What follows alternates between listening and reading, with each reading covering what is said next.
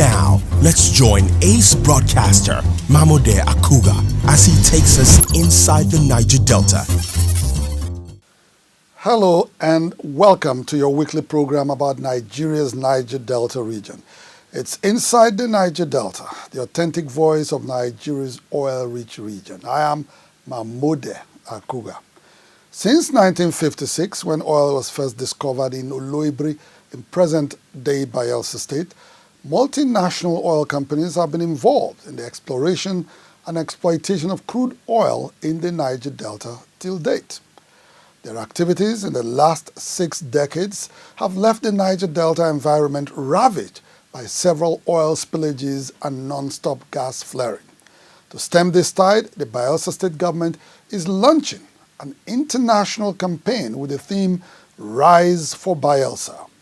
We'll bring you a package on Rise for Bayelsa as well as a report on the activities of a gathering of environmentalists put together by the Bayelsa state government to discuss the state of the environment in Bayelsa state.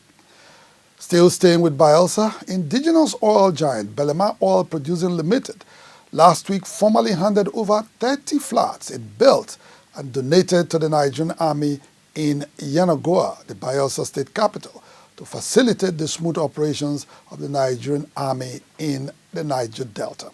Inside the Niger Delta, we'll be back after this message. Don't go away. Niger Delta Development Commission, NDDC, determined to make a difference.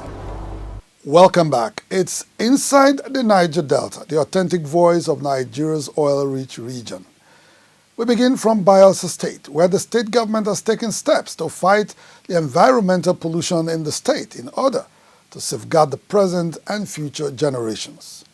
Rise for Bayelsa is the theme of an international campaign put together by people and government of Bayelsa State, led by Honorable Seriaka Dixon, to call to account those multinational oil firms responsible for damaging their environment as a result of exploration activities that have led to spillages and unending gas flares. This is Rise for Bayelsa.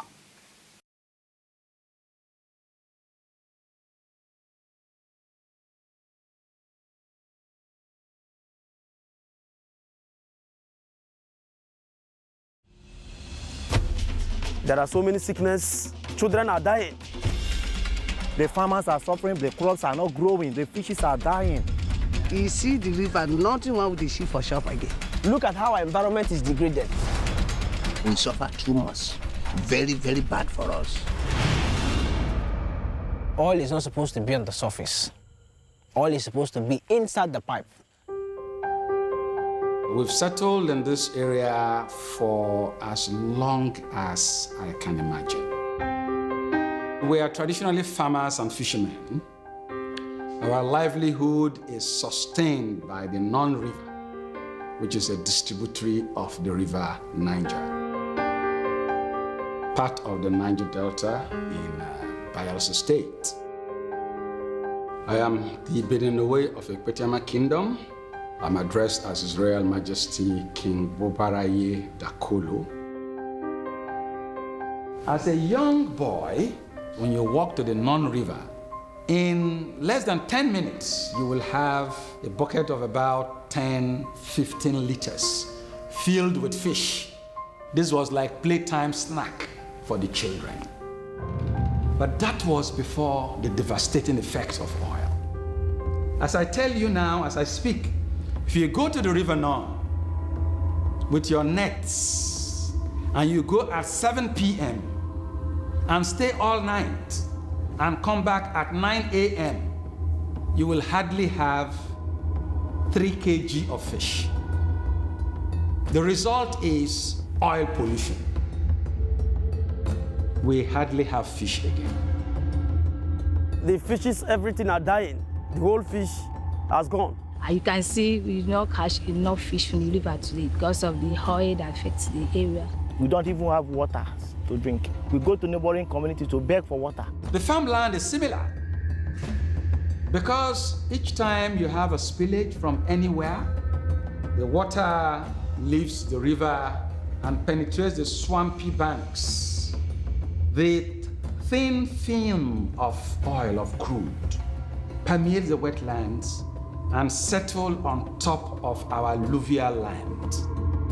And so when you plant your staple, the usually robust Dioscorea alata now comes as a diminutive piece of yam that will not be a meal for even a child, not to talk of a family. Whenever there's a spillage upstream, it affects every single community downstream. The environment has been polluted. The livelihood is a difficult thing. The crops, the cassava, the plantain, everything died. We don't have any livelihood anymore. The gas is another problem. You will see the most intimidating gas flare in this part of the world, which means it is meant to project the gas pollution across the entire Niger Delta. You have all kinds of bronchial problems, asthma, and so on and so forth. The noxious gases fall down as acid rain. So you have our modern roofing sheets not standing the test of time, so corrosion, and all kinds of skin problems. So a lot of people have been asphyxiated and have died before their time because of this. So we've been largely, essentially pushed into poverty. From that very good health, we are now sickly. You have all kinds of ailments that were alien to us. Every year, children are dying in quantity. That's how we are. Shouldn't have been like this. Shell and every international oil company that is working in Nigeria declare their most profit from working in Nigeria. For them, it is business. But for us, it is our livelihood, our lives, our children, and our future that is put online every day and destroyed. There was no good response to the areas damaged.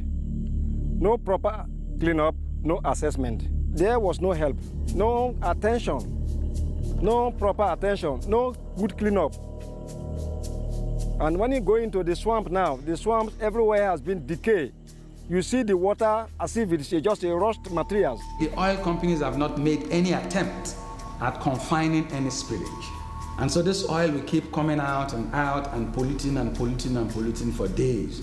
Here I have seen oil spillages that keep oozing oil day after day for 1 day, 2 days, 3 days, 1 week, 2 weeks, 3 weeks, 60 days and still counting.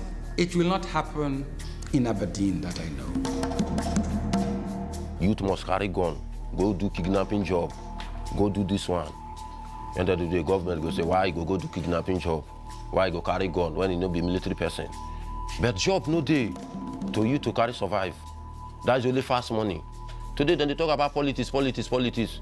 Oil now be the politics for Nigeria. But to get the oil, but other people now they benefit the oil. Why? This much talked about criminality around the Niger Delta was created by the oil industry. You are abused as a youngster, you are denied education, you are denied a future. And then on top of that, you are lured into criminality just because someone wants to buy a house in England or in America. It has happened time and time again. That is the more reason most youths are hungry.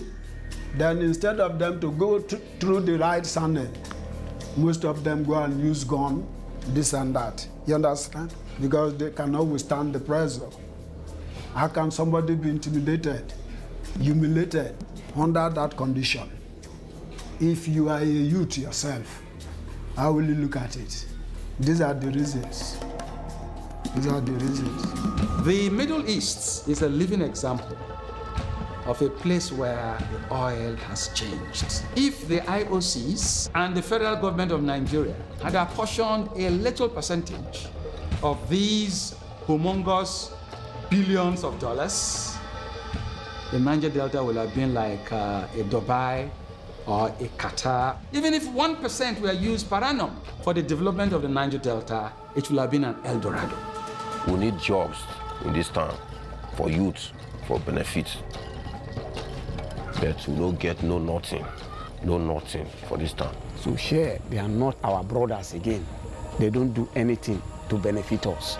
You see the palpable poverty in the land and amongst the people, you will appreciate to what level we've been cheated and exploited.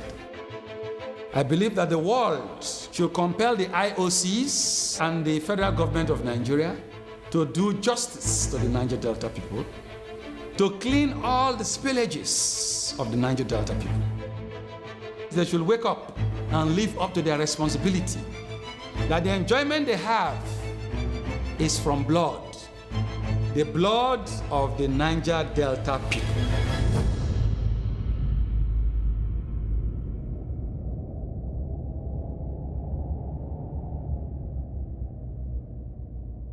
Inside the Niger Delta. That oil exploration activities have ravaged the entire Niger Delta region is not in doubt. An estimated 13 million barrels of crude oil has been spilled in the Niger Delta since the 50s, and this has given rise to the contamination of air, water sources, as well as soil and sediment. A lifetime of exposure to these contaminated elements, according to the United Nations Environment Program UNEP, has reduced life expectancy in the Niger Delta by about 10 years less than the national average. In reaction to this situation, the people of Bayelsa and the Bayelsa state government are launching Rise for Bayelsa. To herald the formal launch of the program, an evening with environmentalists was held in Yenagoa, Bayelsa State. Over the years, the people's response to environmental degradation has set them on collision course with both the federal government and multinational oil companies operating in the Niger Delta. In the Niger Delta, oil conflict has entrenched underdevelopment, poverty and insecurity in the once peaceful and prosperous region. The hashtag Rise for Bayelsa campaign, launched by the people with support from the Bayelsa state government, is intended to sustain the demand for environmental justice through a non-violent approach. But what we are seeing today is just the beginning of a campaign to redirect and refocus a challenge that had been with us for a long time. From the day oil was drilled on the soil of Nigeria, particularly on the soil of Bayelsa, this challenge started. And for over 60 years, it has been with us.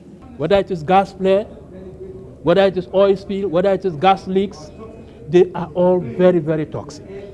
And it is not the oil spill you see on the water that really matters. Those chemicals that dissolve, that you do not see, they are more dangerous than even the one you see on the surface. We should match our words with action. I want the state government to put its foot walking. Walk the talk. And it is only then that we shall all clap. And even those who doesn't want to rise, when they see us, they will rise. They will applaud. And they will say, yes, we are arriving. The environmental terrorists who have been operating double standards, environmental racism, we need a stop to it. At the recent launch of the campaign in Yenagoa, where top state officials, traditional rulers and Bayelsans from all walks of life, their intention is to establish the fact that oil companies operating in the region have refused to change their ways, despite several calls on them to follow environmental laws in their operations. All rise up and make sure that pollution of our environment is stopped. Otherwise, there will be nothing left for our children's children. If you're flying over the Delta, say from Port Harcourt to Brass, you'll find that there's pollution all over the place. So if you go to Brass Estuary itself, even the vessels that have been confiscated from the bunkers, been left there with half full of crude. So with every tide that comes, it's washed ashore and washed offshore. It's terrible. That is why we must all rise for Bayelsa, so that we can tell our story and expose the federal government and the IOCs to the world. Let the world know that there's a double standard, a standard that is operational there and the standard that is operational here. And should we remain quiet? No, we must not remain quiet. We must work as a people, create enough awareness and enlightenment so that our people can collectively fight for our rights. It is our right to fight for our right, and that is what I think our Rise for Bayelsa is intended to achieve. It was in Oloibiri in present-day Bayelsa State where crude oil was first discovered on a commercial scale in 1956. Ever since, the people and their neighbors in the Niger Delta have been largely dislocated from their means of livelihood and left to contend with diverse ailments arising from massive environmental pollution. As the distraught communities in Bayelsa State submit, they have become victims of environmental terrorism orchestrated by the international oil companies, as well as an inequitable distribution of national wealth derived from their land. The hashtag Rise for Bayelsa campaign is to change the narrative. The fight against greed and carelessness of multinationals can only be won when global citizens come together and lean on the big companies to change their practices. And so the reason behind the campaign is to call upon the world global citizens, starting from Bayelsa, of course, moving into Nigeria, then through Africa and the rest of the world. Over the years, you see that the activities in the Niger Delta, especially Bayelsa State, is now affecting the way we live our lives, the way we relate with our neighbors. The crime rate that is going up every day, the militancy is as a result of the activities of oil majors.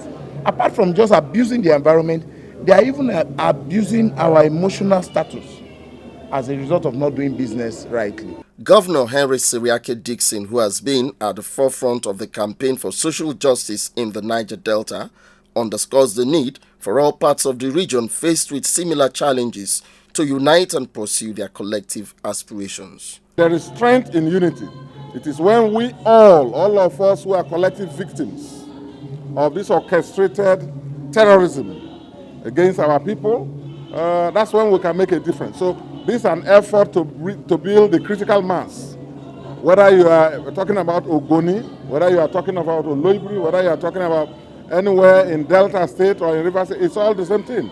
Our story is the same, one of a degraded environment, one that our lives are negatively affected by what is going on. The hashtag Rise for Bayelsa campaign is championed by Bayelsans at home and abroad to bring broader perspectives to their story after 6 decades of crude oil exploration and exploitation in the glory of all lands.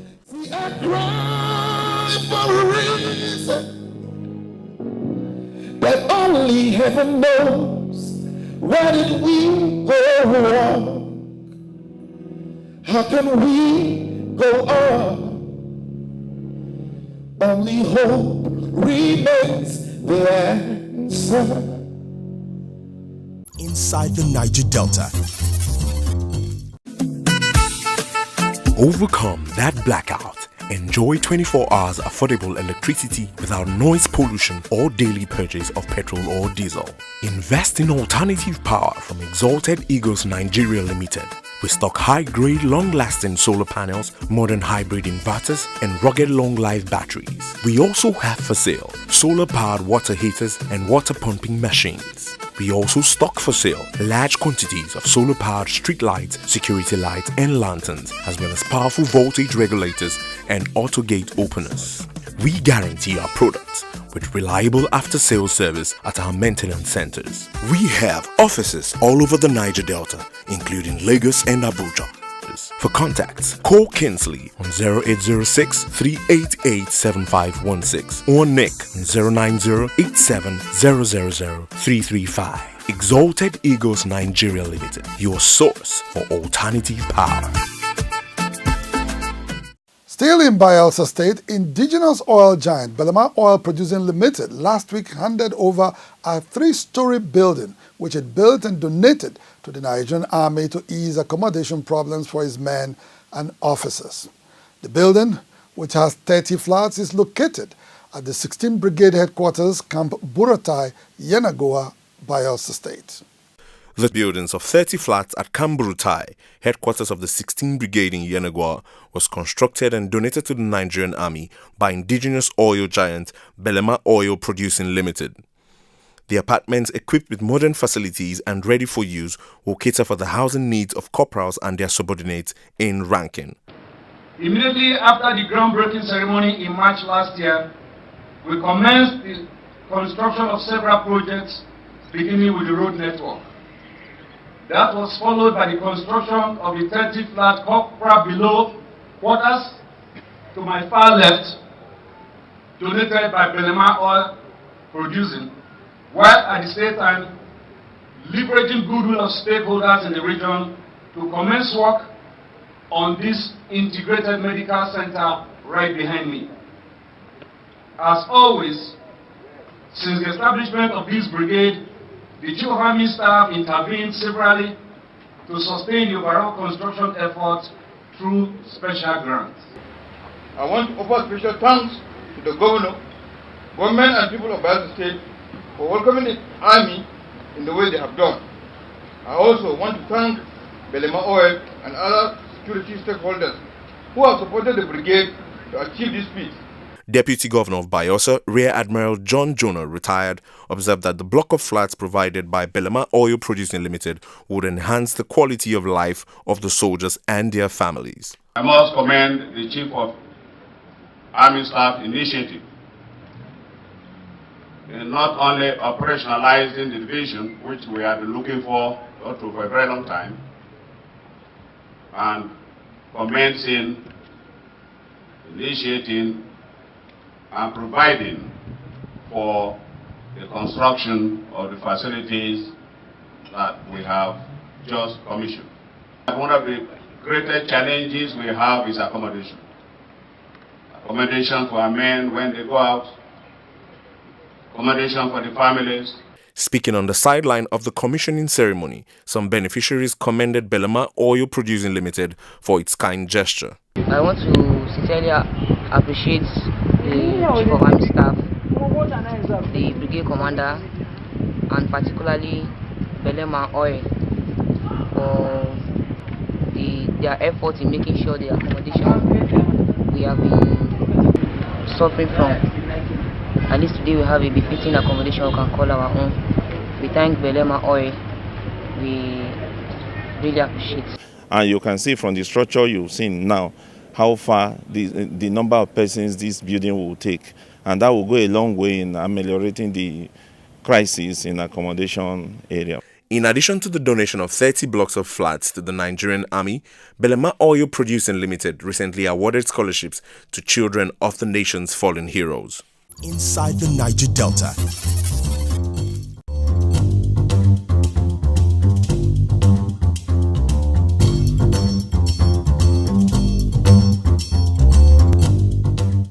I'm not comfortable with the space given to the project. I want those results collated and announced. They're there. So I don't know whether there's anything special that INEC has to do that requires this long period. Because if something is not done quickly, along the line there may be an intervention that will create a constitutional crisis. You know what the law says about the timeline between when the governor is when an election is supposed to be conducted and all of that. So if we do not want a constitutional crisis, INEC must go ahead and do this collation and announcement of results without more. I'm not comfortable with the time lag. I mean, what is it for?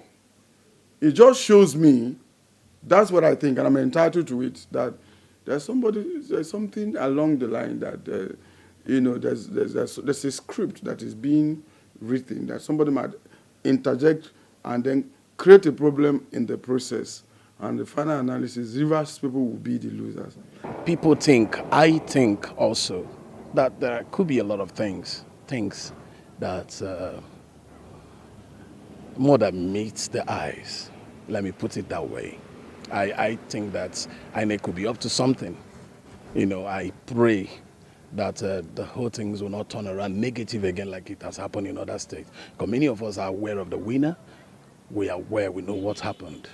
So we'll pray that it doesn't work that way. We'll pray that it will be real, truthful for once. So if postponing the election till 4th of April is the best thing to do for us to get a better result, that's okay, as long as they won't turn the whole thing upside down like they have been doing. When you fail to do the right thing, so don't be surprised when you also have a bad result. Do you understand? At the level we are in, we are supposed to adopt e-voting, electronic voting. And the essence of that is to avoid all these irregularities. And when the head refuses to do that, then what do you expect? So these are the things we are seeing. A lot of things. How many people died?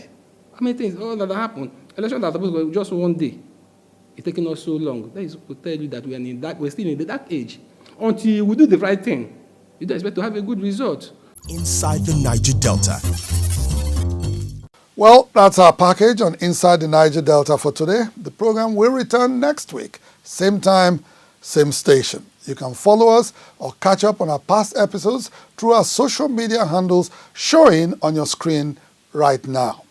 On behalf of the production crew, I am Mahmoud Akuga, thanking you for staying tuned.